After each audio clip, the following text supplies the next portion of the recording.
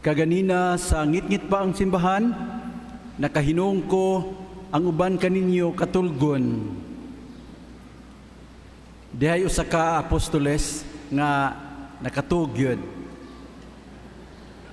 Kamo diha, katulgon mo, ang mga bata nakatugwa, ang mga senior citizen nakatugwa. O aron atong masiguro be, palihog lingi ang inyong mga tapad, ing nadayon brad, sis, ayaw tulog-tulog na banhaw na ang Ginoo.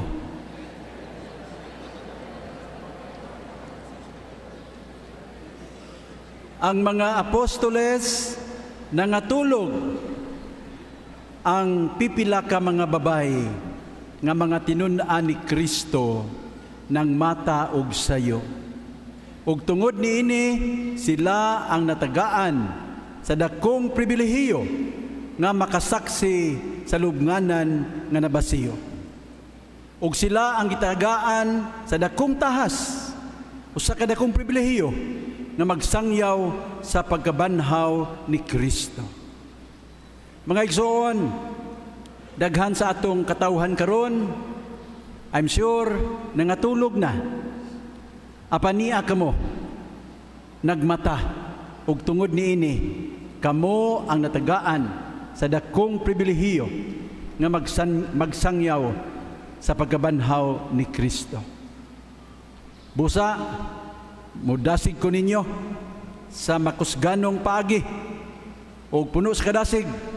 Muingon ta, Christ is risen, Alleluia, Alleluia.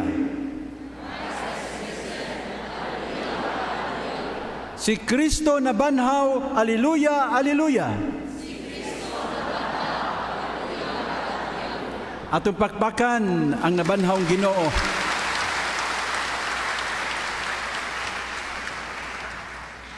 Sa mga first-timers ning Easter Vigil Mass, basin matingala mo nganong daghan kaayo ang mga pagbasa. Ug nganong taas kaayo kining maong misa. Hinaot wala mo magmahay nga misimba karong gabi una.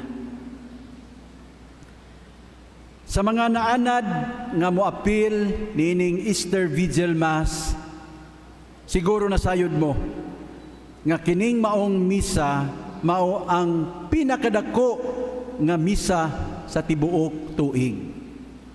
This is the mother of all vigils.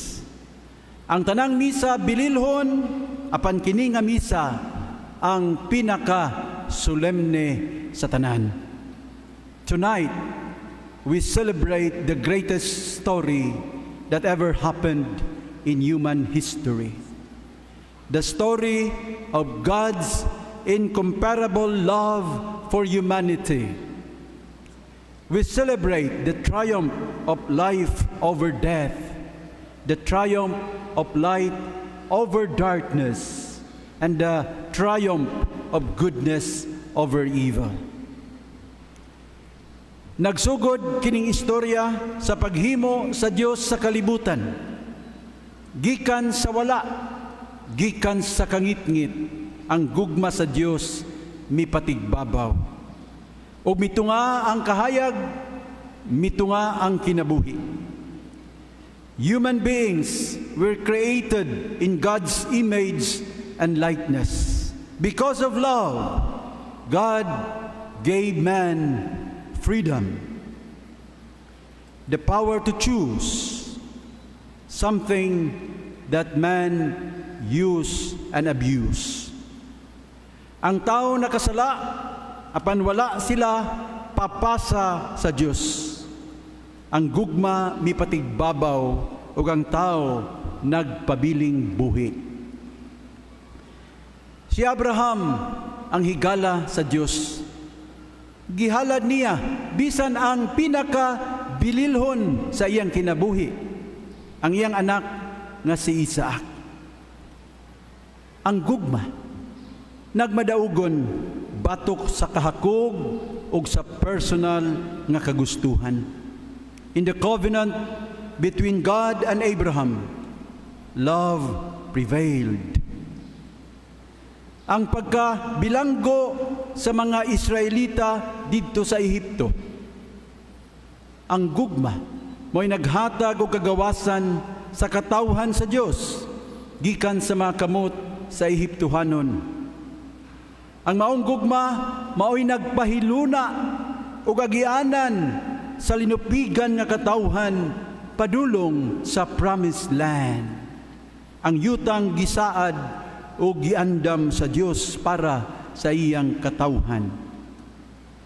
Ang Dios kanunay nagmatinud-anon, ang iyang katawhan dili. Nadungog nato ang pagkamasupilon sa mga Israelita nga mao'y hinungdan sa ilang pagkalagpot ngadto sa lugar nga dili ilaha. Apan haluyo sa gibuhat sa mga Israelita, ang gugma mipatigbabaw gihapon sa kasuko ug nabalik ang katawhan sa Israel tungod sa kamapasayloon ug kaluoy sa Dios.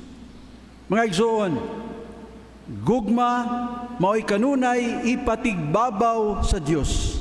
Ang gugma mao'y kanunay mudaog tungod kay ang Dios gugma man. Si Jesus ang pinakamatarong sa tanan. Nagsangyaw siya og maayong balita, naghimo og daghang kaayuhan. Ug unsay nahitabo kaniya? Gibutang-butangan, gibudhian, gibugal-bugalan, gipaantos o gipatay dito sa krus. Si Jesus nakaingon, Diyos ko, nganong gibiyaan mo ako? Atong nabati unsa kadako ang iyang kasakit. Tungod sa gugma, gidawat niya kining tanan, gituma niya ang misyon nga gisangon sa iyang amahan, ang pag-angkon sa silot nga para unta kanatong tanan. Karong gabi una, ato nasayran na si Jesus wala magpabilin sa lubnganan. Wala siya pasagde sa iyang langitnong amahan. Mga igsoon, ang pagkabanhaw usa kada ko misteryo nga importante kaayo para kanato. Kini nagmatuod nga sa katapusan si Jesus ang gugma sa Dios maoy magmadaugon, dili ang gahom sa kangitngit ug sa dautan. Dihay punto nga murag ang yawa mao'y mipatigbabaw ug ang kangitngit mao'y naghari. Ang yawa nilampos sa pagtumutumo batok kang Hesus ug nidala kaniya ngadto sa kalbaryo kamatayon. Ang gahom sa dautan daw nagmalampuson sa paghatag og kalibog ug kahadlok sa mga tinun-an ni Jesus nga mao'y nakaingon sa ilang pagbiya kaniya. Apan kini, wala magpadayon tungod kay ning adlaw sa pagkabanhaw, gipakita ni Jesus sa kalibutan nga siya ang Dios sa kinabuhi ug kamatuoran. Human sa pagkabanhaw, gugma gihapon ang naghari. Sa iyang mga mabudhion nga mga tinun-an, si Jesus nagdala og kalinaw. Dili silot, dili pagpanudya, kundili kalinaw ug gugma mao'y gibalos ni Jesus kanila. Mga igsoon, ang pagkabanhaw importante kaayo tungod kay usahay matintal ta. Magunahuna nga ang yawa mas gamhanan kaysa Ginoo, ug nga ang mga taong yawanon mas bulahan pa kaysa mga matarong. Di ba? Kini man ang moabot sa atong hunahuna. Matag higayon nga makakita ta og mga taong dautan nga haruhay og kahimtang. Unya makakita tag mga taong matarong nga naglisod ug naganto sa ilang kinabuhi. Do not be deceived. Sa katapusan, ang katarong ug ang kamatuoran mao'y mopatigbabaw. In God's time, the righteous will share Christ's victory over sin and death. Love will conquer all. Mga igsoon, in kaso lang, karong panahon na nagatubang kag daghang mga suliran. Ayaw pawalag paglaom. In kaso lang karong panahon na nawad-an kag minahal sa kinabuhi. Ginikanan, anak, igsuon, suod nga higala. Ayaw palabi sa imong kabalaka. In kaso lang karong panahon na nabiktima ka sa inustisya, napasakitan ka og maayo, gibiyay-biyay ka o gitamay sa imong mga silingan, pabiling malig-on, tungod kay ang Ginoo mag-uban kanimo ug maglaban kanimo. Gugma mao'y maghari, gugma mao'y magmadaugon. Happy Easter kaninyong tanan. Christ is risen. Hallelujah, hallelujah.